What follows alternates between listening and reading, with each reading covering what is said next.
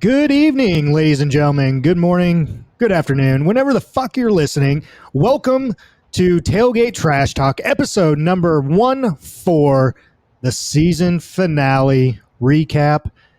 My man Gary Freeze right next to me. Gary, how's it going, brother? Going good, man. Excited to talk about the game, talk about our wrap up for the season, and let's see what the offseason holds too. For sure. So tonight's episode is basically just a recap of the college football season in general, but also just a brief recap of the Natty from last Monday. And what a game it was. A rematch of the SEC championship game between Alabama and Georgia. Alabama obviously having the upper hand in the SEC championship game. And in most people's eyes, I think they were the favorite, but Vegas had them as underdogs. I think the final line was, what was it, 2.5, 3? I think it was, right around a field goal. Yeah. And so Kirby Smart gets that big old monkey off his back, beats his former mentor, and gets the job done. And Georgia wins their first national championship in 41 or something like that. Yeah, 41 years, I believe. Man, and it was a good game, too. It was a good game. And then Georgia kind of broke away there at the end with that pick six, kind of sealing the deal for them. But what are your thoughts? What are your takeaways from that national championship game? Yeah, very similar. I'm happy for Georgia. I'm happy. I've got some friends that are big Georgia fans. Happy for them getting the monkey off their back, especially to be able to do it against, obviously Darth Saban there. It's a big deal for college football in general too.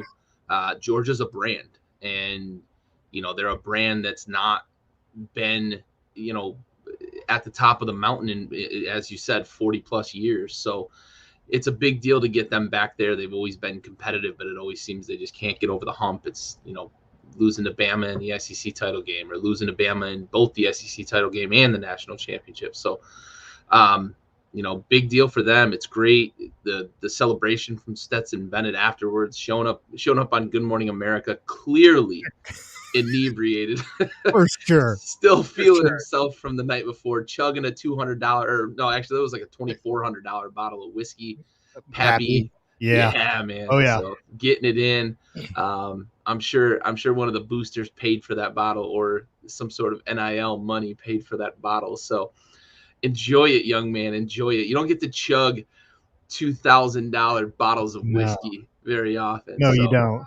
It was awesome. And I know he had mentioned before the game that he wanted to recreate the iconic moment of Joe Burrow in the locker room smoking a cigar. So I think we've got our Stetson Bennett moment. Pappy Van Winkle, they've got a advertising, Buffalo Trace, they've got an advertising opportunity with Stetson Bennett. Buffalo Trace being the company that brews it, but or distills it. So it's great to see the kids having a good time. And it was clear that Strahan was doing his best to keep him on track on Good Morning America. It was so funny.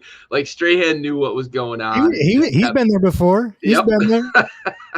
So it was awesome, man. The whole atmosphere, the game was great. As you said, it was close, tight, right up until the end there where Georgia kind of ran away. But it was awesome. And then obviously everything afterwards was really cool to watch how it unfolded for a school that's been starved for a national championship for so long, but also a team and a coach that knew what the implications were playing against Bama, especially in that national championship game. Yeah, for sure. And, one thing that when we were broadcasting last week during the game, one thing that we were talking about was the lack of scoring. It was the first half was obviously a defensive battle between both squads. I mean, as the halftime score, I believe, was 9-6. So a total of 5 field goals made in the entire first half. And, and everyone, myself included, but a lot of our viewers were commenting on your 52 point 52 and a half. Yeah. It was Bet there. doomed at halftime. It was doomed at halftime, but what made it even worse, Oh what God. made it even worse was the very end. Oh, It was 51. The it final got score total was 51 points. it got And hectic down the stretch, and as I saw the time just ticking away, I'm like, oh my yeah, God, I'm gonna need a flurry because it started to pick up, and then it slowed a little, and then Bama threw the pick six, and I'm like, oh my God, is it possible that Bama could streak down the field for some? But no, it was if only one of those teams would have converted on their 2-point right. conversion, or maybe even Something, man. just kick the extra points, you would have been golden. And who saw that? Yeah. Who saw that coming though, too, especially going into the No, second no half way. with No 15 way. points total between the two teams. I had already chalked it up as a loss. Yeah, yeah, But it got interesting late for it did. those that had the over. I did know, or I did hear afterwards that the early line was like 50 and a half. I got it real late. So a lot of people that got in early are really happy because they got to 51 and felt really good about themselves after that flurry late. So the I early was bird got the worm. Early bird I got the was worm on not that part one. of that early bird getting the worm. So I paid the price for waiting until the last. I put it in on Monday too. I paid the price waiting until the last minute to put it in. So you win some, you lose some. Yeah. I lost both my bets too because I had Bama money line as well. So I took a hit that night on right. both of my wagers. So. It's all right. I would have been right there with you. So I just didn't bet any money, so it's all good for me. You know, How elated are you though if you had the early line 50 and a half and it gets to 51? You're just like, holy shit! well, you Holy got shit! This is amazing. everyone's in the same boat at halftime. Everyone's in the same Yeah. boat. Like It's no one's 8. thinking you're going to get to 50 the way the first half played out. No way. You know, and so then with that pick six, Yeah. that pick six set him over the top there. And Yep. so everyone that got in early, they're rejoicing. Yeah. They're rejoicing. And Party then time. here's my man Gary. He's just like, these motherfuckers. Come on. Like, come on, Bama. 2 points. Just give me some points here. Give me some trash points here. And it just didn't happen. Just didn't happen. I felt bad for you. It is what it is. It is. It is. One of the key moments for me that I think was a turning point in that game was obviously is it Williams? Yeah. Williams going down with that knee injury, and when they were showing the replay of it, you, myself, and I think everybody watching with us basically just had the same reaction. Like that was a stomach turning injury right there, and not as bad as other injuries, obviously, but just the way that you saw that knee buckle. And then him just go down right away. Like he felt it, he grabbed it, and he went down, and he wasn't getting up. Now, he did walk off on his own power. He came back out on the field on his own power, which was good to see. So that kind of made it look like it wasn't that serious, but he still had a limp when he was walking. But it came out, I believe, was it right after it was in the post-game interview with Saban? I think Saban said it to Kirby too, but yeah, he said it in the post-game. But they caught audio of him and Kirby talking after the game when Saban said, "You kicked our ass in the fourth quarter." Mm-hmm. Then Kirby asked him, what happened with your wide receiver there, Williams, and he said that we think he's got an ACL. So, and you could tell Saban was real dejected. And yeah, not to take anything from Georgia, because obviously they did what they needed to do to win the game. For sure. But yeah, without that guy, and they'd already been without Mechie, it's clear they don't really have, it's college football, right? You don't have depth beyond 2 of the top NFL prospects, right? Like both of those guys are going to be top 10 picks. Now, Williams probably won't now with the injury. But both were expected to be top 10, top 15 picks in the NFL. How do you recover from that? So it was, at the time, the game was still kind of in the balance, low scoring. To lose him, if it got into a shootout, and you saw it play out with Bama. They couldn't keep up with Georgia once the Yeah. floodgates opened. Bama just didn't have the weapons. So, and it's similar too to remember the Clemson national championship when Bo Scarborough was just fucking running it down their throats. Yeah. And then he broke his leg. And like from that moment forward, Clemson took over that game. Now, it isn't as dramatic a turning point as that because Bama and Georgia were still kind of punching back and forth when Williams got hurt, but it's similar to that sort of injury in a game like that. It's hard to recover from stuff like that. Yeah, for sure. And I want to touch base on another key moment that I thought was really going to turn the tide here, and that was the somewhat forward pass, but turned fumble, and Alabama recovering barely by like a thin of a toenail there on the sideline. It was, man, if they did not slow that down into slow motion replay, I thought it was a fumble. I did think it was a fumble first off, but as far as Alabama recovering it, absolutely not. Like the dude he gave up on the play. It seemed so nonchalant, but he was so fortunate to get his toe in by like a cunt hair. Like, yeah, it was so close. Like you could barely just see the shade of green between his toe and the sideline. It was so nuts. And so when Alabama got that turnover, I for sure thought that was it. Here it comes. Here comes Alabama. This is what Alabama does to teams. Force it. They turn the ball over. Yep. Force a turnover, go down and score, and it just dejects the other team. But kudos to Georgia for bouncing back after that and creating some mishaps on Alabama's offensive side, getting the ball back, going down, scoring. Stetson doing his thing. He had a much better second half, I thought, compared to the first half.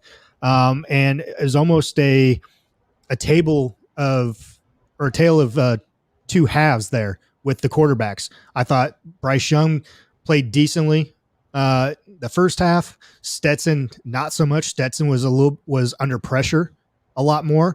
And then second half, the tables turned, and it was Bryce Young that was under pressure more, and Stetson was making the plays when they needed to.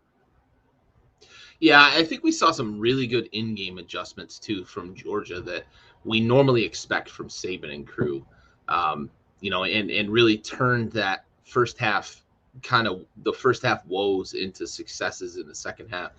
Offensively, they started to spread the field more, get the ball out to their playmakers a little quicker. Stetson was a bit more decisive, which contributes, right? You can put a game plan in place as much as you want, but if the players don't execute, then it can be a nightmare. Bennett got the ball out quicker, was a bit more decisive, but I also thought on defense they were bringing more pressure in the second half, and really getting Bryce Young off his spot. And you brought up Jamison Williams. I think that you have that luxury of doing that because you don't have to worry about that guy busting the top off the defense. So I think that contributed a bit, but it was a great decision, a great change by Georgia to start to get after Bryce Young, get him off his platform, and really create some havoc for Alabama. And those linebackers were fucking flying all over the field. Flying all over the field. Bama ran it down their throats in the SEC title game. 46 rushes by Brian Robinson. Like, he wasn't getting anything. Not Monday. Nope. Not in the national title game. Absolutely not. There was I think there was a drive there where, and I think we were talking about too. That's where he had a few carries there where he was getting some good yardage, 6-7 yards a carry. He started to feel like he was going to get it going. Exactly. And then all of a sudden, Georgia's defense, they buckled down and they collapsed those holes. Those linebackers filled those gaps. Yep. And then they got pressure on Bryce Young, like you said. And once you close down the gaps in the run game and you're bringing the pressure on Bryce Young and they can't stop the pressure and he's having to make decisions quicker than he's used to, leads to the turnovers, and that's what we saw there that sealed the game for him there at the end in the fourth quarter. Yep, So, absolutely. Masterful performance by Georgia in the second half for sure. And Saban said it right. They kicked their ass in the fourth quarter. Yeah, and he's not afraid to say it either. Right. And that's the one. That's the one thing that I love about Saban. You ain't getting a filter. No. And why should you? Why should you? No. You know, he tells you like it is. He tells you he tells you the good and he tells you the bad. Yeah. That you don't want a coach that just fills you with the BS, Right. you know, and then tells you with all the bad, or vice versa. I love that Saban tells it like it is, both good and bad. And I think that's what people love about him though too. And and probably hate about maybe him. Hate a little bit too. Yeah, exactly. You're getting brutal honesty with him. Yeah. Aaron, you're absolutely right. Stetson should Oh, yeah. stay within the state lines of Georgia and just do just a victory lap for the rest of his life. That dude's gonna live like a king. You're not saving for being a good loser. Yeah. Bro, I think America in general was ready for someone else besides Alabama to win. And for a program like Georgia, who's been there, who's been competing in the SEC, and who's been having, they've been so close. They were so close like 4 years ago when, and that's when Tua came out that second half and led them to victory in overtime on that beautiful play in overtime that won the game for them. And for a program that hasn't won in 41 years, for a guy like Kirby Smart, who coached under Saban, who looks to Saban as a mentor and everything, good for Georgia.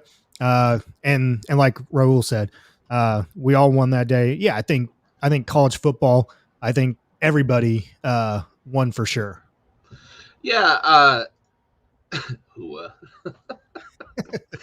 And you could tell too that Saban, despite losing, was genuinely happy for Kirby too. Yeah, that was the thing that stuck out to me immediately when they went they showed him on camera approaching Kirby at midfield there when they shook hands. Like, you could tell that Saban was genuinely happy for Kirby for having won a national title game. Now, I'm sure he went back in the locker room and didn't have a lot of fun words to say, or maybe I don't know, maybe he takes it a little better, and then next offseason he uses that as fire. Whatever it is, he's going to use that. But you could tell in the moment he was clearly very happy and genuinely happy for a friend, right? Because they worked together for a long, long time.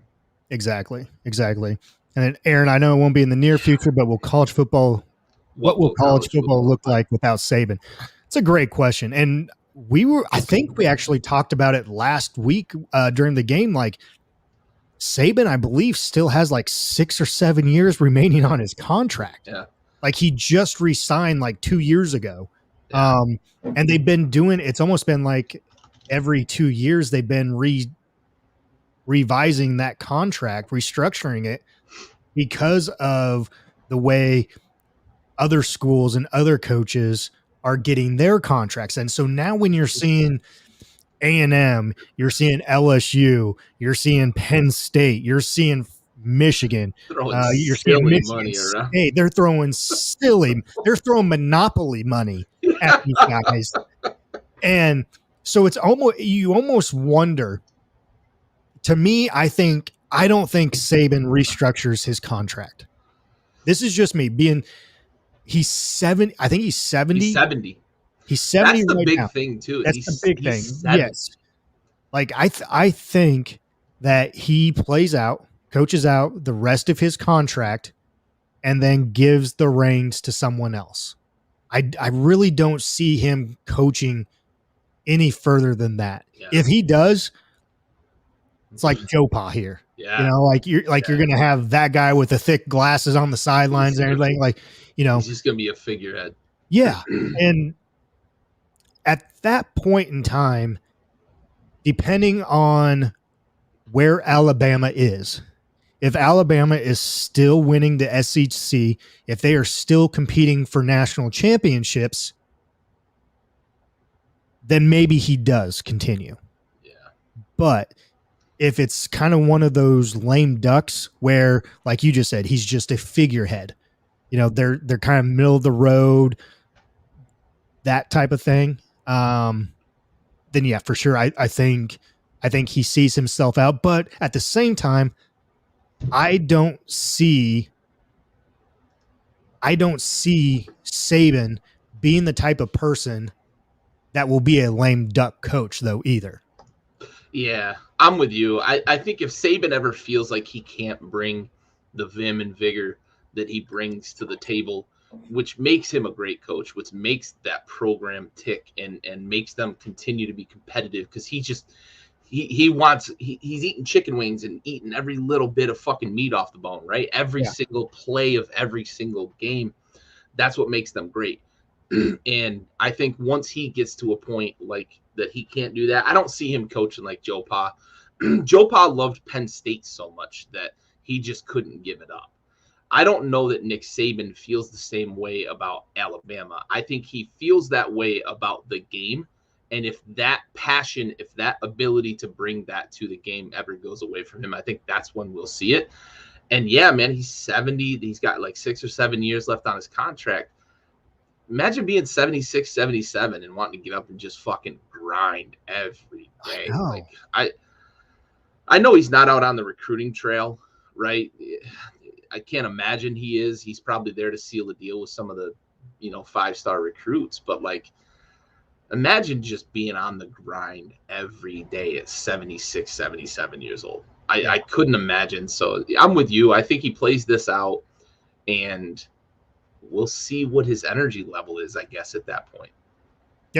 Yeah, for sure. But I think to kind of address Aaron's question, I don't know what the college football landscape looks without Saban, because he's that polarizing guy, right? It's like the NFL with Belichick. Who's going to divide America the way that Nick Saban does for college football, right? Who's the next guy that people are going to love but love to hate, right? So I think college football might be in this weird landscape of like euphoria. Everybody's just happy. And then someone's going to come along and be that person who's going to fill in and win 5 titles in 7 years. And then we're going to say, okay, that's the guy that I like to hate, or that's the guy that I really like to like, It'll be, I think college football will be looking for the next Saban at some point. Yeah, I think, Aaron, that's the perfect way to put it, right? So, who's that person that sets the standard? Yeah. So you brought up Aaron brought up the question, and you kind of hit on the question on who's that person that stands out. Okay. So it takes me back to the 90s. You had Joe Pa. Yeah. Okay. You had Tom Osborne at Nebraska. You had Bobby Bowden at Florida State. You had Steve Spurrier at Florida. And then moving on, you had Mac Brown at Texas. You had Pete Carroll, USC. Now, some of those guys, they weren't at their programs for as long as Spurrier, Osborne, Bowden were, or Joe Pa. And now Aaron's asking the question, who sets the standard? Saban's been at Alabama since 2008, I believe. Yeah, I think that's he won the Natty. Yeah, he won the Natty with LSU in 2007. I think he went to Alabama. He went to Miami. He went to Miami for a year, and then back. Okay, so 2009, 09 then? Right around that time. Yeah. Okay, so Saban's been with him for 12, 13 years, okay? What other college football coach has been with with their program for that extended period of time? I think I know where you're going, right? You look at in South Carolina, right? Clemson. You got Dabo. Yeah. Is Dabo that guy now? And I think what's unique about Dabo is that he's like Bobby Bowden. Remember how Bobby Bowden was just this like jovial grandpa, everybody, you couldn't help but like the guy because he was just like, oh shucks, we got a really good football team and we're gonna go out here and we're gonna try our best. And I really love these guys. And like he's like everybody's grandpa. And I know Dabo's only in his like 50s, but like I think it's hard to hate Dabo. It right? is. Unless you're a Gamecock fan, right? Like it's hard to hate Dabo. Yeah. So I don't know that he'll be as polarizing, but I think that you're on the right track, that he might be the guy to take that mantle and be the standard, as Aaron put it. Yeah, for sure. And it just like anything, everything evolves. So I really don't think you're going to get a Dabo, a Saban, a Joe Pa, a Bowden, an Osborne, a Spurrier at these institutions for that extended period of time. Why? Money. Money is nuts. Money is nuts right now. But also, a lot of these people, a lot of these guys, they're looking for the next best thing. Yeah.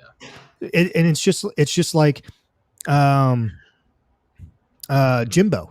Okay. It was interesting to see Jimbo. It really was, because down that fucking that much money, but in the same conference, same conference though. Now I can see, moving to a better conference. True. I can see moving from the Pac-12 to an A&M, an LSU, whatever.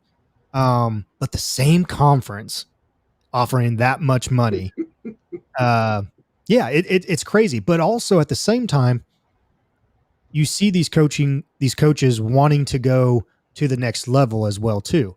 You saw Cliff Kingsbury do it. There's been talks about Lincoln Riley possibly going to the NFL. Pete Carroll did it. Harbaugh's in the rumors again to go back to the NFL. So it's just there's just so many factors now. It's not like the early days, where we saw coach and truthfully, if you have a bad season or a bad season and a half, you're done. That's the other thing too. ADs are so quick to move on now that like it's natty or bust, and I think that has the same effect that the constant movement has, right? The same contributing factor. You mentioned money. I think money is also what makes these ADs antsy to get wins, antsy to win conference titles, antsy to play in the playoff, antsy to win national titles. I think that has a lot to do with why they move on from coaches, because the fucking coffers are so deep, man, that like the boosters are just like, yeah, fuck this guy, get us a new guy, right? I've got another $100 million I'll throw at you. Here's let me sell some of my fucking private stock, or let me open up another oil well, right? Like there's so much money that these ADs are just so quick to move on that it is hard to get that longevity. And I don't know that we're going to get the several people like we had in the 90s. You brought up Bowden and Osborne and Spurrier and Joe Pa and all those guys that were at programs for a long time. It's rare these days to see a guy like Saban at Bama for over a decade, to see Dabo at Clemson for, I think he's over a decade now. I think Clemson, he might have been, well, I think he might have been right around the same time as Saban too. Yeah. So it's rare to see those guys that stay at programs for this long, both because they see the grass greener on the other side, but also ADs are really quick to pull the trigger. Yeah. And and we've talked about it before, so we won't beat a dead horse about it. But we'll just make reference to it because it's on the same subject. The ADs are making these contracts for the coaches. Yeah. 7, 8 years, 10 years. And it's like, why are you doing that? Why? Like it just does not make sense. The contract that makes sense is the Stoops contract at Kentucky. Yeah. To where it's you hit certain number of wins, you get an extra year added to your contract. I think you got like maybe a 5 or 6 year contract.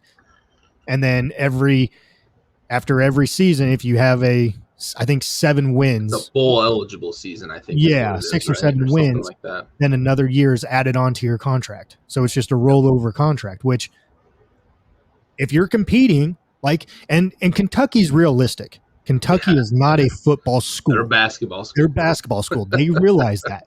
They have a good thing with Stoops right there. They want to keep that. Oh, yeah. So with that being said, they are very realistic in what they have to offer and everything else. And so I think they set the parameters and that contract for Stoops. That's a win-win contract. That's a win for everybody, in my opinion. Yeah, for sure. And that's a smart contract. And I think these ADs are willing to give that because they're not paying it. They're not paying the contracts, right? And these boosters with the deep pockets, they continue to just give money to their alma maters to keep funding the football programs, and I know the money gets separated. Like, I get it, right? Like every school has so much money that has to be spread out. Booster money gets spread evenly, but we all know that football is a revenue generating program. Football brings in money at 90% of colleges, and then there's the other 10% that are basketball schools, right? The ACCs in Kentucky and whatnot. So they're willing to spend this money because they know it's just going to keep coming in. So I think that it's reckless, as you put it, by the ADs. It just doesn't make sense that they put these contracts in place, but there's no ramifications for the fucking ADs, man. They just get to keep spending other people's fucking money. Yep. Yeah, for sure. So Aaron, great questions there. Appreciate that. Absolutely. So with that being said, we will take a quick 30-second sponsor break here, and we will come back with our awards for the season and go from there. So first sponsor up is our Pocket Pair Club, pocketpairclub.com, Pocket Pair Club, club number 26881, pocketpairclub.com.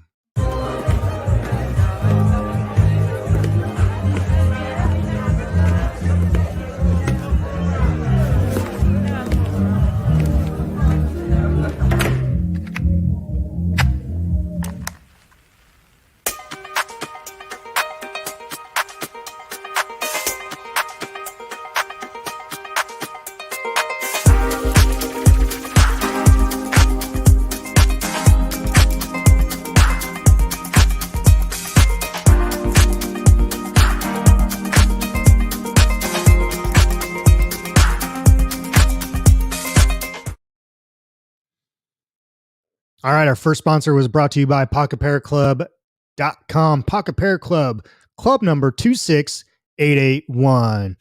All right, we're back from our sponsor break. We're going to get into some awards that we had done for the season. And first one that we're going to talk about, we had this every episode. It was our Heisman Stock Watch. And both Gary and I agree on this one, that the voters got it right with this award, with the Heisman, with Bryce Young. It was a weird year. Gary had said previously that, there wasn't someone that really, really stood out, except for Bryce Young stood out enough. I think is the best word for it. He got the job done. He stood out enough from the other contenders, the other finalists, to where he was, I think, the overall majority vote for everyone voting for the Heisman. And so for that, both Gary and I agree that the Heisman voters got it right. And so Bryce Young is our Tailgate Trash Talk Heisman Stock Report winner for the season. Gary, any words to go along with Bryce there? No, nothing crazy additional. I think we've talked about it, right? There just wasn't. It didn't seem like there was going to be a lot of competition for Bryce Young this year in terms of Heisman. I think some of the guys that got votes are going to be things we'll talk about a little later, but when you're the best player on the best team, to finish the season number one after championship weekend, I think you're going to get some votes by default, and then being the quarterback at Alabama. I think it really did boil down to that there wasn't a lot of other players who really asserted themselves. We thought Ritter might, halfway through the season after the Notre Dame win, and then he kind of fell back. Yeah, in terms of production. And Kenny Pickett, while I think he's a wonderful professional prospect, I think that in terms of the numbers needed to really garner that respect for the Heisman voting, I don't think it was there. Pittsburgh's not a national brand necessarily. If they had been, a one-loss or a no-loss team, maybe he gets a little more recognition for that. So I think you put it perfectly. Like, by default, Bryce Young, not to knock his production. No, this was a weird year. Yeah, it was. And the only gripe that I have with the committee here is not even having Kenneth Walker. Why wasn't he in the mix of things? Like, dude, that dude deserved to be there, for sure. And to not even have him, I think he 6 or 7. Dude, like so disrespectful. Did you not see what the dude did? Disrespectful. And like, Michigan State was not they had a tough schedule. They finished right up there in the top 10 for the season. And the amount of was it 8 games? I think he had 8 games where he had over 100 yards rushing, and the comeback win against Michigan where he ran for 5 touchdowns. Yeah. Like, come on, bro. Bananas. So that's my only 2 bills, 5 tutties, knocked off Michigan. Like, yeah, I'm with you 100%. That was so disrespectful that they showed him such disrespect. Yeah. So, but before we go to our next award, going along the lines of disrespect, the gripes or whatnot, 4 awards. Gary, I know you have one that you want to touch base on real quick before we move on to our other awards. Yeah. So I think that the award itself was given to the right person. Nakobe Dean is the best linebacker in college football this year. That dude is going to be a wonderful field general at the NFL level. He can cover sideline to sideline, great tackler, seems to be a great leader on that defense. But my gripe isn't with the award. My gripe is with the fact that Will Anderson got Heisman votes. And I understand that, like, sometimes voters outsmart themselves, but I think we need to start holding these dudes accountable for this. Like, Will Anderson didn't lead the country in sacks. He didn't lead the country in tackles for loss. He's a great player. I'm not trying to diminish who Will Anderson is, but like, Nakobe Dean, if anybody's getting votes as a linebacker in college football, it should be Nakobe Dean. So that's my gripe. It's just, what the fuck are we doing with the Heisman vote that we're just kind of throwing shit out there, right? Oh, I'm going to put Bryce Young at 1 because he's going to win, and then I'm just going to throw Will Anderson at 2 because I'm roll tide roll. Like, fuck off. Get out of here with that shit. Will Anderson's a great player. I think he's going to be a great prospect at the next level, but that, to me, got under my skin a little bit with him getting votes for the fucking Heisman. Yeah, no, I think he finished like 5th or something too. Like, it wasn't just like a meanie, like some dude just voted for him. Like, he got quite a few fucking votes. Yeah, for sure. No, I agree with you. I agree. So, right there with you, bud. Next award for Tailgate Trash Talk. Let's go to the Ray Guy Award. All right. Best kicker. I like it. We differed on this one. Yeah, okay. We did. Okay. I like your pick, and I like your reasoning behind it. I didn't think of it that way. Yeah. So I do like your pick. So Tailgate Trash Talk for the Ray Guy. I like your Award. pick. Yeah, I do like your pick. So I went with. We're not going to disagree that much. Yeah. To be honest with you, your guy was my number 2. So I went with Adam Korsak out of Rutgers, and Gary went with Matt Araiza from San Diego State. So, but Gary gave a little perspective on his pick, which it makes some sense. So I don't want to take anything away from you. This is your guy. So tell everyone what you told me, and it just made sense to me. I was like, I never thought of it like that. That's a great idea. Yeah, and I think Korsak's got potential to be a 20-year punter in the league, 15, 20 years. I think he's going to be one of the top punters at the next level. Dude's got a fucking He's rocket. got a rocket of rocket for a right leg. But my big thing with Ariza is he's such an interesting commodity. And I wonder if, because he can do both, he's a really, really good place kicker.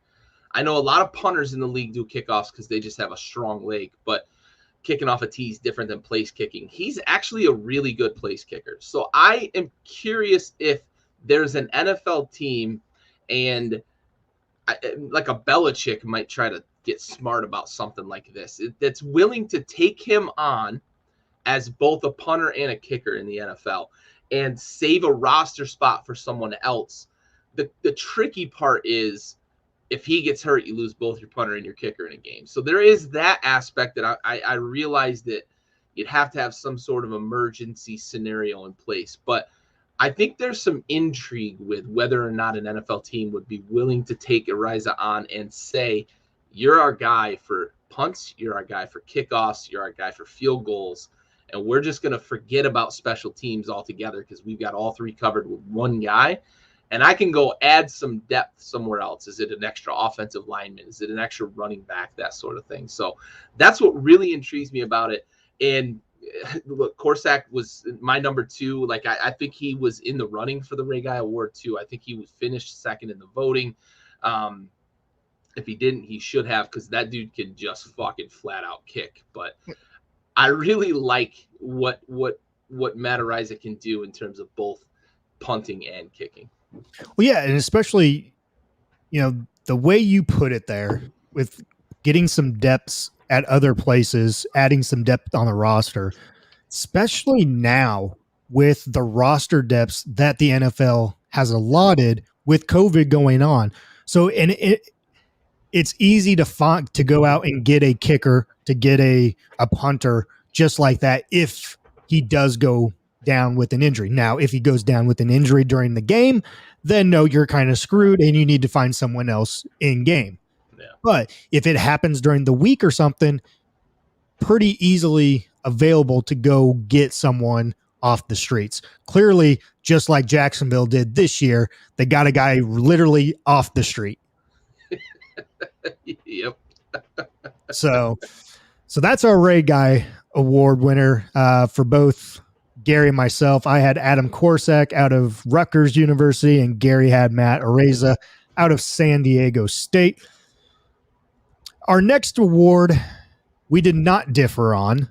I did go back and forth between one other guy, but it was not the Home Depot Coach of the Year Award winner. I will not vote for him. And in case anyone is wondering, the Home Depot Coach of the Year Award winner was Harbaugh out of Michigan. I will not vote for him.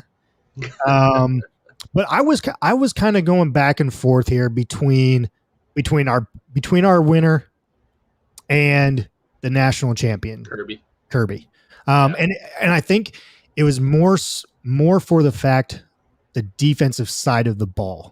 What they did on defense the entire season, aside from the SEC championship game, domination. Unreal. Yeah. So, but our Tailgate Trash Talk Coach of the Year goes to none other than Luke Fickell out of Cincinnati. And as Gary put it in our messaging, the first coach to bring a non-Power 5 school into the CFP playoffs. So for that, Coach Fickell, you are the Tailgate Trash Talk Coach of the Year. Yes, sir. So, but no, I mean, you got to give it to. I think you have to get undefeated season as well. Yeah. So. Yeah, and I know Kirby's right there, right? I kind of took in. I sort of took the national championship out of consideration I did when I too. was Yeah, thinking for about sure. it, because All the awards are done they're done before. before Yeah, then. So I yeah. tried to stay, kind of in line with that. But yeah, that it's not at all to knock what, and even Jim Harbaugh, right? Like, it's not to Yeah. knock what he did, getting Michigan over the hump, beating Ohio State, getting to the playoffs. He had a great year, but like, that to me isn't coach of the year shit. What Luke Fickell did, and Kirby Smart, if we're taking the national championship especially into consideration, what he did, that's coach of the year shit. So for me, because I separated the national championship and looked at it as the awardees when the awards were tallied, that's why I went Fickell. But Kirby Smart is absolutely deserving of plenty of credit for what he did this year as coach as well. Yeah, and your dad just said Jim might be Mhm. going to Chicago. There's rumors he might be going to Chicago. There's rumors that he might be going to Vegas. Yep. So we'll see. His name is linked to the NFL essentially. Yeah, There's a and lot of interest from teams that have head coach openings. Chicago seems to be a really good fit. In terms of he's a beloved kind of son there, having played for the Bears for quite a few years. So it'll be interesting to see how that develops, if he is going to leave Ann Arbor or not. For sure. For sure. So with that, those are our Tailgate Trash Talk awards for the season. We will take a quick sponsor break and come back with our salute to service. So real quick, XL Constructors out of Overland Park, Kansas. XL Constructors, contact Ryan Trotnick out of Overland Park, Kansas. XL Constructors, xlconstructors.com.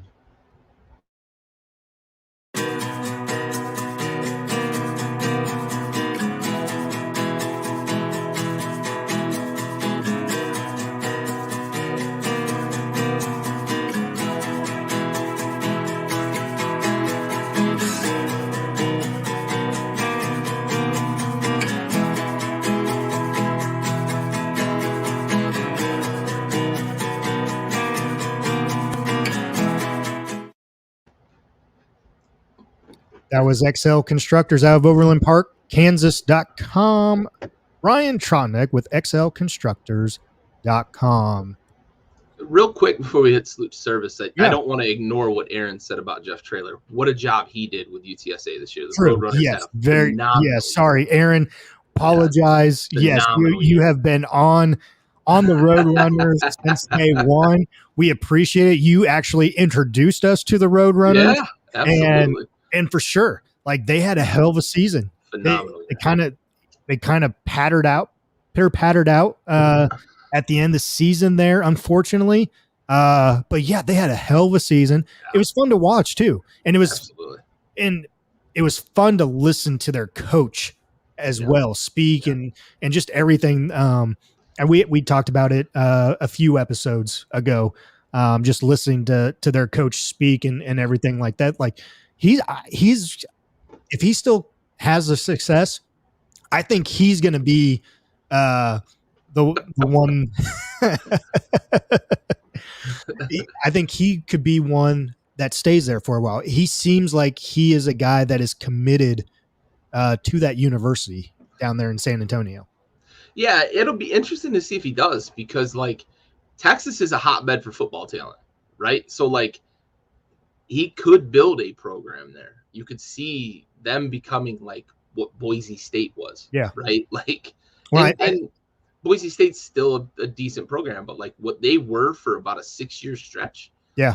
UTSA could turn into that, because Texas is so rich with football talent that if he can get some guys to come there, for sure.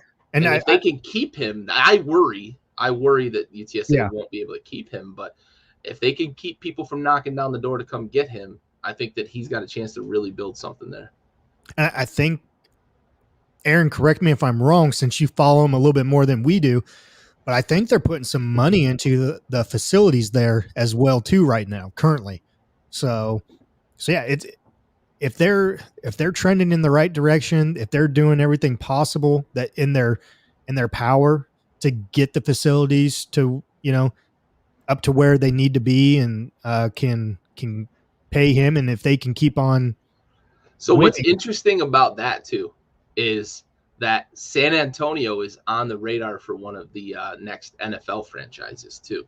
So Wow. UTSA putting money into their facilities there. There is talk that the NFL team that goes to San Antonio would play at the same facilities.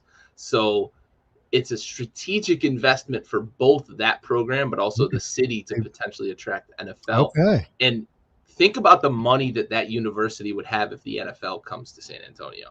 You're talking big time infusion of money into the city, infusion of interest in the city from a football perspective. Like that could really play out in their favor. So For sure. I don't know when that expansion is going to come, but there is a lot of conversation that San Antonio is really high on the list because of some of the refurbishment they've already done to the facilities, but also some of the plans that they have in the future, for that. Plus, obviously, Texas football market's pretty good. San Antonio's a decent market, not a big market, but that's very interesting. Yeah, and Aaron, that's right. Like Texas, it's going to be hard to wrestle right the fandom out of the hands of the Cowboys and whatever niche that Houston has, but San Antonio is on the radar for an NFL team. So in addition to what UTSA is doing for themselves, there could be an additional infusion of NFL interest and money and obviously building up of the city infrastructure 5, maybe 10 years down the road. But if they can keep Trailer around, I think that they have an opportunity to become maybe potentially like the next Cincinnati, right? Getting into the playoff or something along those lines. Yeah, for sure. For sure. So appreciate you bringing that up, Aaron, because we did somewhat forget about them. So thank you. Yeah. All right, moving on to one of the most important segments in all of podcast history, our salute to service, which is brought to you by foldsofhonor.org.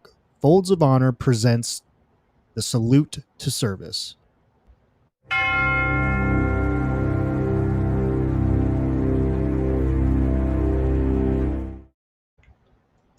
All right. This week's episode goes to Army First Lieutenant Dustin D. Vincent. Not a lot of details on Dustin, but I assume that's because of some of the operations he would have been serving in terms of capacity. But serving during Operation New Dawn, Dustin died on November 3rd, 2011. He was from Mesquite, Texas. He was assigned to the 1st Battalion, 5th Field Artillery, 1st Brigade Combat Team, 1st Infantry Division out of Fort Riley, Kansas. He died November 3rd at a contingency operating site that's planning for emergencies, whether it's evacuations, whether it's emergency support. He died of wounds caused by enemy small arms fire in Kirkuk Province, Iraq. Army First Lieutenant Dustin D. Vincent, we have the watch.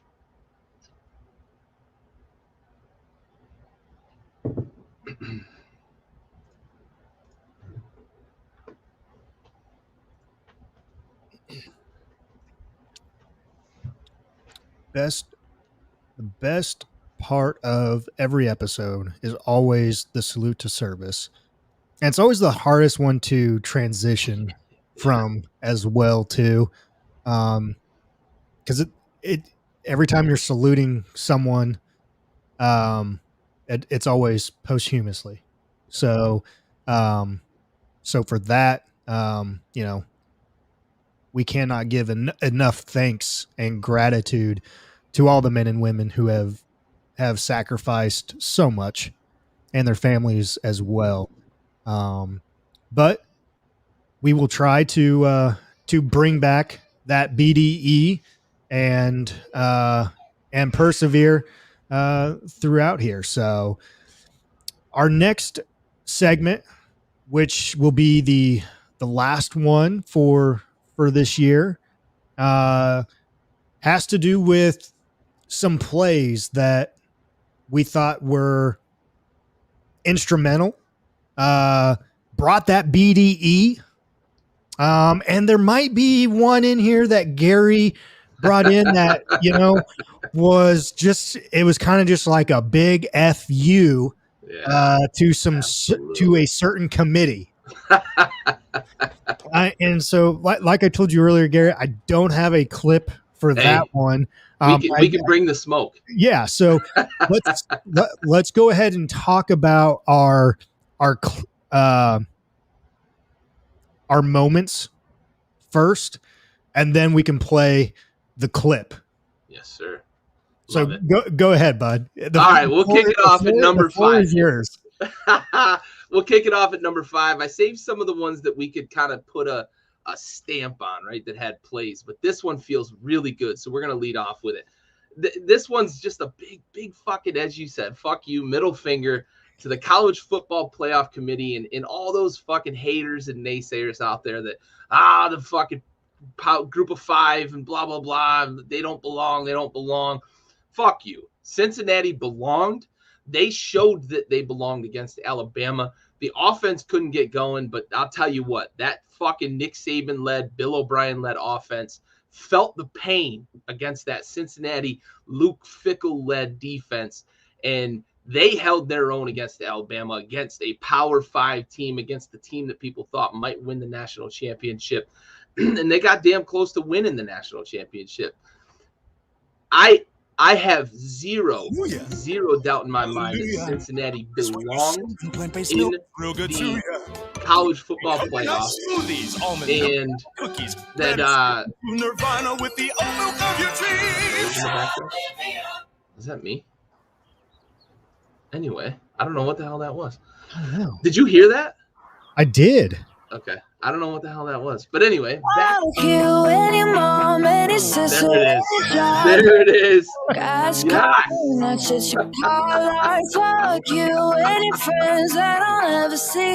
it. That was the commercial leading up to it. This is what Gary was feeling. Yes.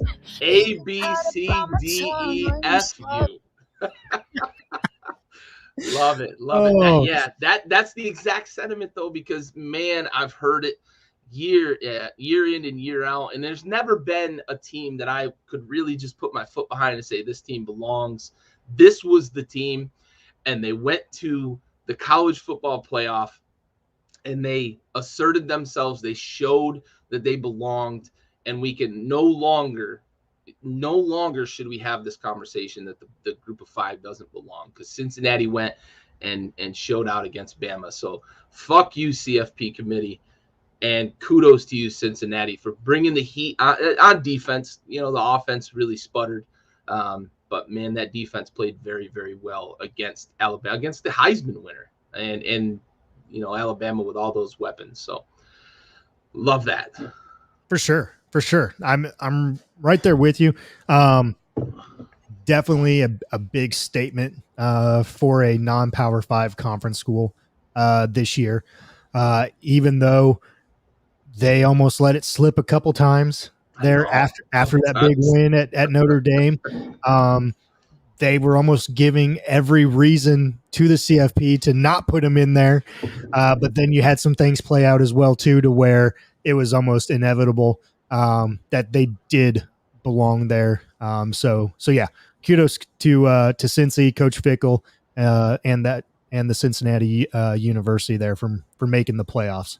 Look, I think one big thing people need to remember too about Cincinnati, no matter how you feel about whether they got in or not, the team that they beat that really put them on the map makes the playoff if Cincinnati doesn't beat them. Mm-hmm. Right. And if Cincinnati loses a game down the stretch, I think Cincinnati or Notre Dame finds a way to get in. So let's kind of pump the brakes a little bit about saying, oh, they only beat Notre Dame. Like, that's a playoff team if Cincinnati doesn't beat them, because they beat Wisconsin. They beat everybody else that was on their schedule too. Yeah, for sure. For sure. So that was number 5. What was number 4, Gary? Number 4, little tip of the cap. There's some mixed sentiment with this coach in the room, but Harbaugh finally got over the hump, right? And 5 straight losses to Ohio State. And he finally got over the hump, beat Ohio State. This, I think, would have moved up maybe a little bit on our list. At least it would have for me, and maybe you and I could have gone back and forth a little bit on it. But if they had played Ohio State, and I know it's not possible, but if they had played Ohio State in the Big Ten championship, and that was when they put the stamp on it with Ohio State, probably moves up the list a little bit. But Yeah. Harbaugh getting over the hump, beating Ohio State, and then being able to finish the deed against Iowa to get into the Big Ten, get the Big Ten championship, but also get into the college football playoff. That was a big moment. I feel a little different about Harbaugh than you do. Hey, it's all right. It's still of the college football it was landscape. still a big. It was still a big Absolutely. moment. I mean, it's like we've talked about Saban and the coaching tree that he has produced, and those coaches not having any success against Saban in head-to-head matchups. And finally, Jimbo Fisher got it this year at Texas A&M, and then Kirby Smart got it in one of the most grand fashion, grand stage, absolutely, at the national championship. So, it is what it is. I mean, kudos to Harbaugh on this. I'll give him credit, because he took a pay cut. This year with it, and brought in some different coaches, and it panned out for him. It did. And for me, I don't care for Ohio State or Michigan. It's like, which is the lesser of the two evils here on this one. And at this point, it was almost like, all right, come on, Harbaugh. Let's see what you can do. I thought Ohio State was going to win that game. But yeah, it's always nice to see those rivalry games, especially at the last game of the season going into, like you said, the conference championships and everything else, because it does seem like those games have that added oomph to them, and that one right there, that one's been going on for years, and it just has that rich history to where, there's bad blood between the two schools. There's bad blood between the coaches, it seems like, and so it's always nice to see either team win, because then you get to see the fans' reactions and everything else. And it was definitely nice to see Michigan's fans' reaction at home once that clock struck zero, and you saw a lot of people out there. You saw Desmond Howard out there. You saw Charles Woodson. You saw basketball coach for Michigan. Beeline. No, former player. I'm sorry. Juwan Howard. Howard. Beeline's not in Michigan. Yeah, not he anymore. went to Cleveland forever. Yeah. But man, you just saw the love, you saw the support, you saw the excitement from those guys, and just going up to Harbaugh and just giving him hugs and and be like, just be like, and so that's what it's all about. And so kudos to Michigan, kudos to Harbaugh on that one. So yeah.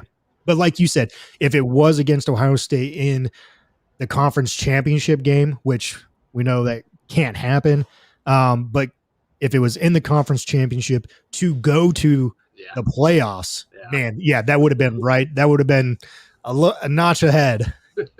for sure. But so that was number 4. Number 3. Yeah, number 3, big dick energy. We love the big dick energy around here. We do.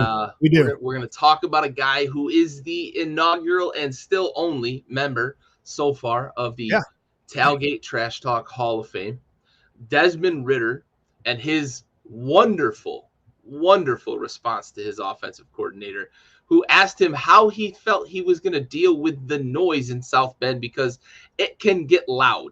in South Bend. And that is no secret. It does get crazy loud at South Bend. They are very, very passionate about the Golden Domers. And his response was, it's not going to be loud for very long. Love it. Love it. I loved it in the moment, but I did Yep. say, like, let's not Let's go not- tell the reporter that you said the that, week right? of. Don't give Yep. them bulletin board material. However, they went out and fucking made good on it. They beat Notre Dame, and they beat them pretty handily. Like they were out front early, and they did quiet the stadium. Kudos, man. Tip the cap. Well done. Well-deserved induction into the Tailgate Trash Talk Hall of Fame. Yeah, that was pretty awesome. And like you said, we talked about it that week on the show where, man, just keep your mouth shut. Don't give them any bulletin material, but we love the energy. Yes. Like say that to your coaches, say that to your teammates and everything else like that. Don't go saying it to a reporter the week of the game, but we love the energy. We love that BDE. Yeah. And they definitely brought it. He definitely brought it that game. And, like we'll see here in just a minute. We have video for all these except for the CFP one. But yeah, I love it. I love it. And like you said, he was our inaugural and only member of the Tailgate Trash Talk Hall of Fame right now. So we didn't have a lot of it this year. No. So hopefully next year we get a little bit more a little bit more trash talk going on. So all right, number 2. This is one I would have put this at 1, but I like it. I like your number 1 too. So I went with number 1 because there's still a lot of. I'm with you 100%. Though I was tossed up between 2. Yeah, there's back. When I was going to propose to you, honestly, I was very much. For your reasons, it's like 1 and 1A. It is, yeah, and it's not even like a 1A, 1A, 1B type thing. It's like, yeah, but for the reasons you said, like over 40 years, this and that, and yeah, but this was, and before that, this was, if that didn't happen, I think this for sure would have been our number 1, and it probably is one of the best sports moments of the year so far. Yeah, absolutely. And so what we're talking about is the Texas A&M field goal kicker, his wife, his family, up in the stands cheering him on as he is about ready to kick a potential game-winning field goal against Alabama at Texas A&M field. And just the raw emotion and passion that his family had, and just everything. Like I'm getting goosebumps just talking about it. I am too. And just seeing them and what they were going through as he's kicking it, and then the kick goes up, A&M they break down. Yes, and it's just just love that energy, love the passion, love the raw emotion. And that's what college football is all about. Yeah. And that's what we live for each and every week. Like, we love to see those moments. Like, that is what makes college football. Yeah.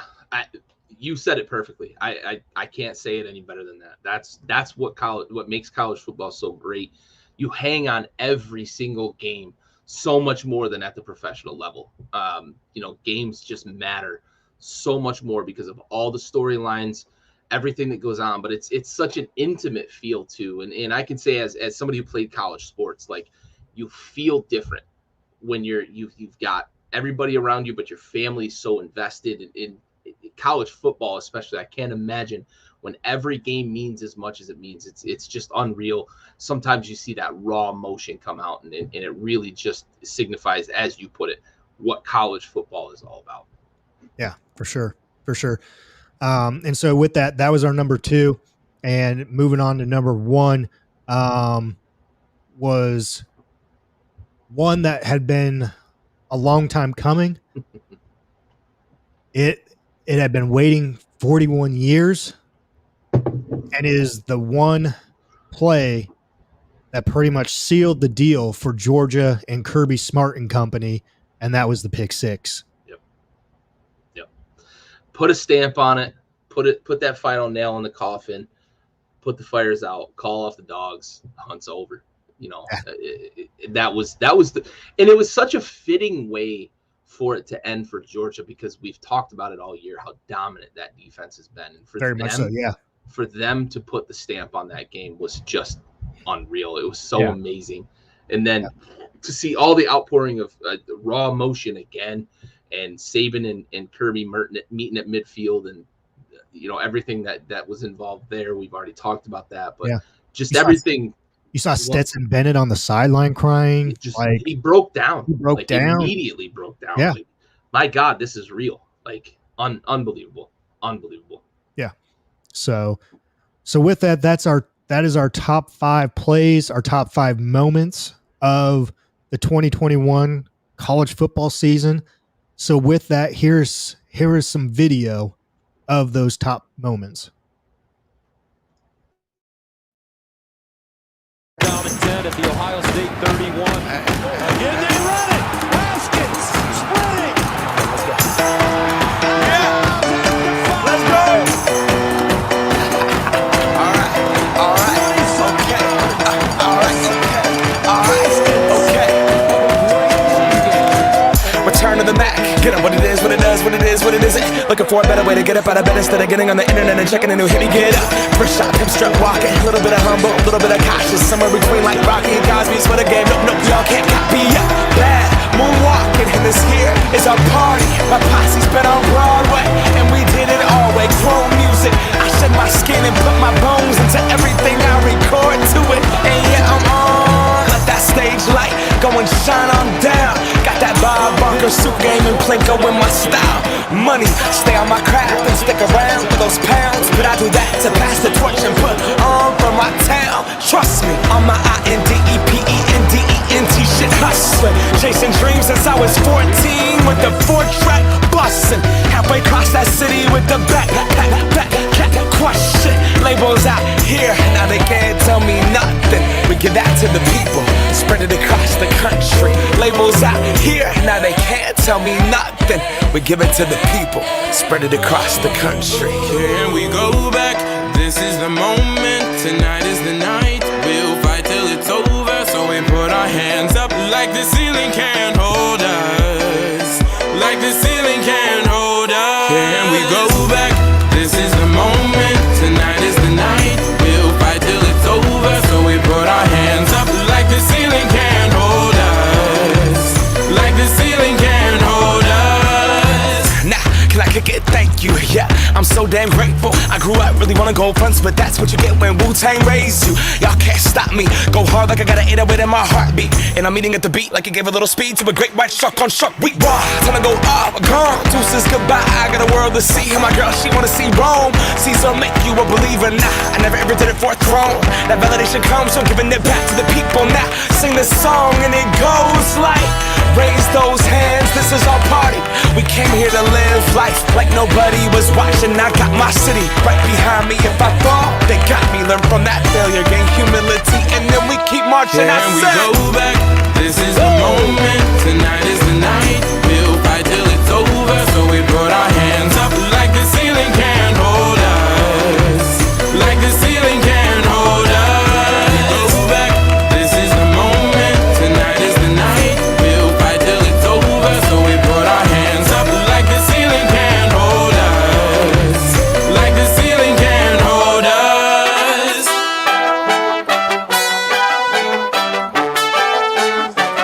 So we put our hands up.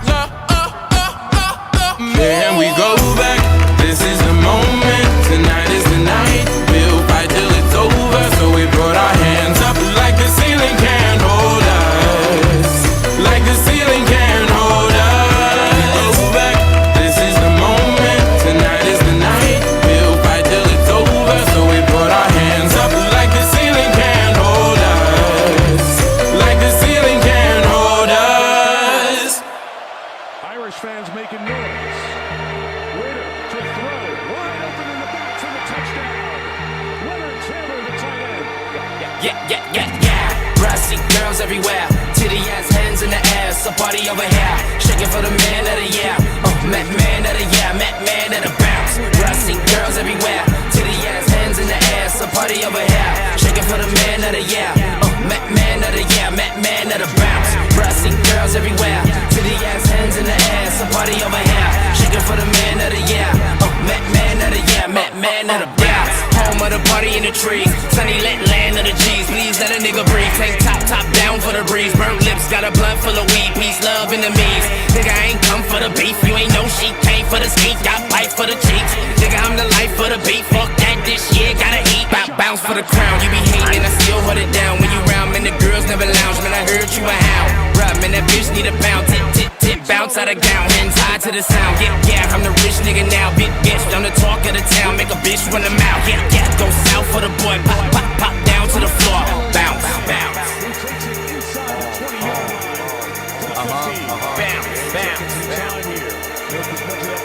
Yeah. Where I see girls everywhere. Titty ass, hands in the air. So party over here. Shaking for the man of the year.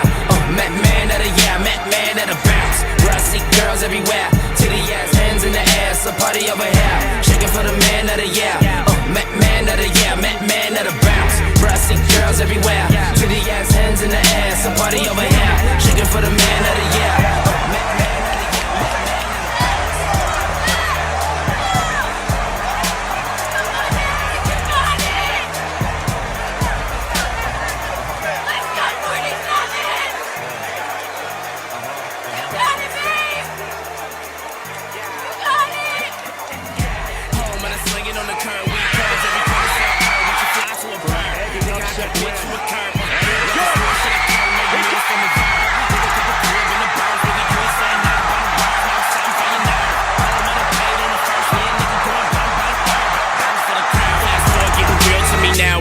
Get a cat to me out every once in a while.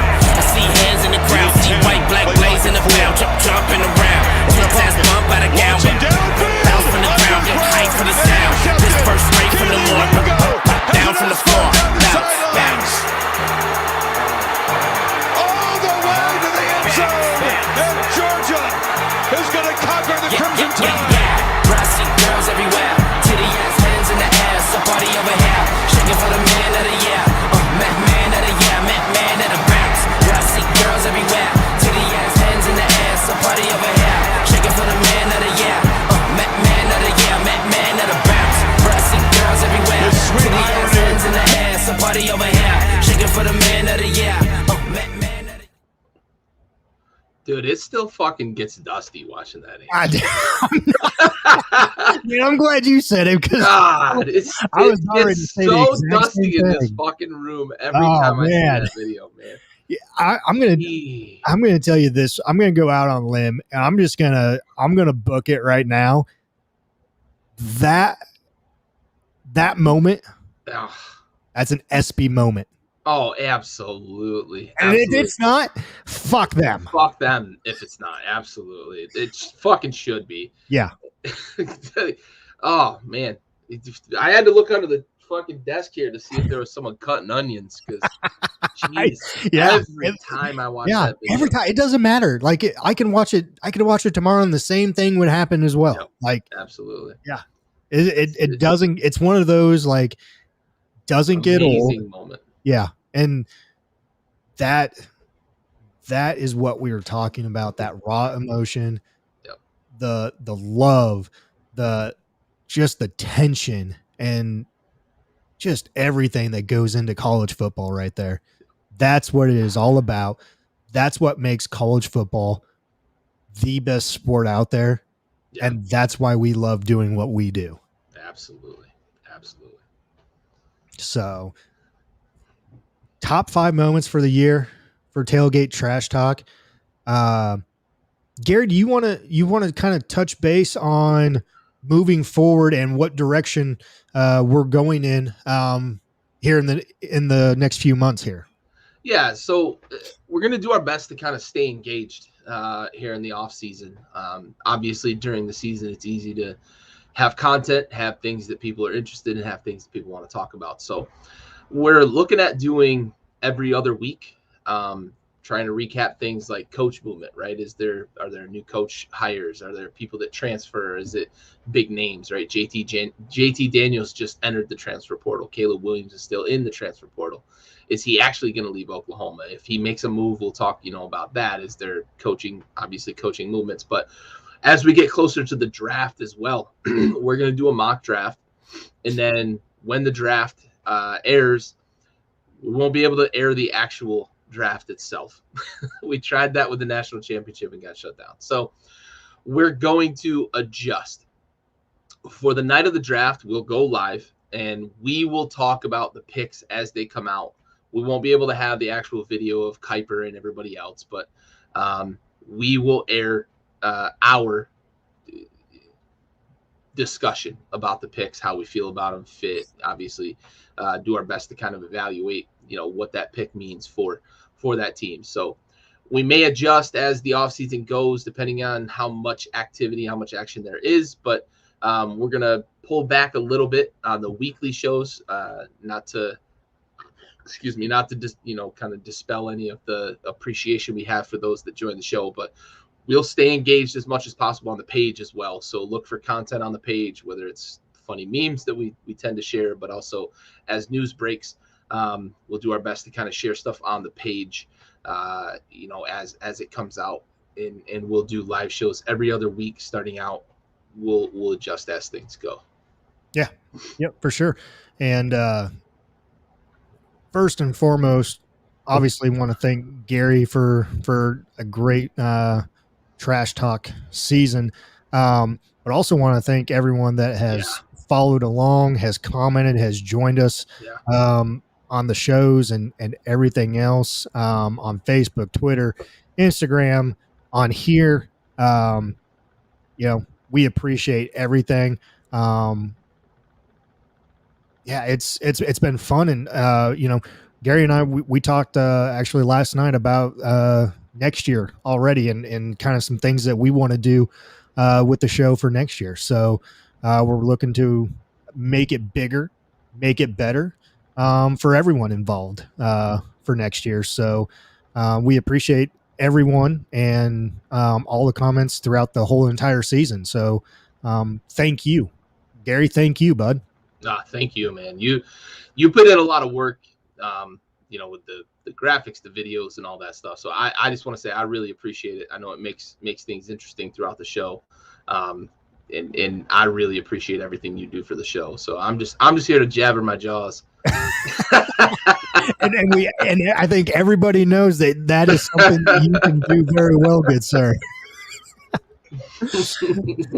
But no, so 2 weeks from today, we'll do our kind of off season, our winter training mode, so to speak. Yeah. But yeah, 2 weeks from today, we'll do it. 8:00, and just stay tuned, stay engaged. Like Gary said, we're still gonna be putting some content out there. And like if there's a big significant event that happens on one of our off weeks or something, who knows? We can get on there, that week or something, and have a nice little conference call and go from there. So who knows? But definitely some trash. Yeah, exactly. And for our listeners and everyone who has listened and chimed in throughout the year, if there's something that you guys want to see next year or a new segment or anything else like that, let us know.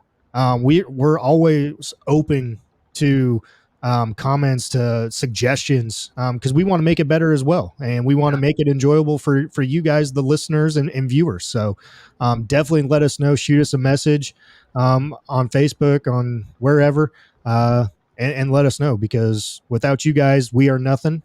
So yeah, for sure. Big appreciation for those that tune in every week, and participate, comments like we did earlier with Aaron and with the UTSA, and talking about Saban and Dabo Sweeney and all that stuff, man. It makes the show interactive, but it also makes it really easy on us to be able to have those conversations that, I'm not just filling the airwaves with my hot air. We're having some good back and forth conversations. Exactly. And that's what makes Tailgate Trash Talk what it is. So without further ado, Gary, everyone watching, everyone listening, thank you for a great season 1 of Tailgate Trash Talk. We'll be back in 2 weeks, 8 p.m. Eastern time, for our winter session, and we'll go from. That's right. That's right. That's right. So again, Gary and I cannot thank each and every one of you enough. We appreciate everything. And so without further ado, this is Gary and Big Stove signing off of season 1 of Tailgate Trash Talk.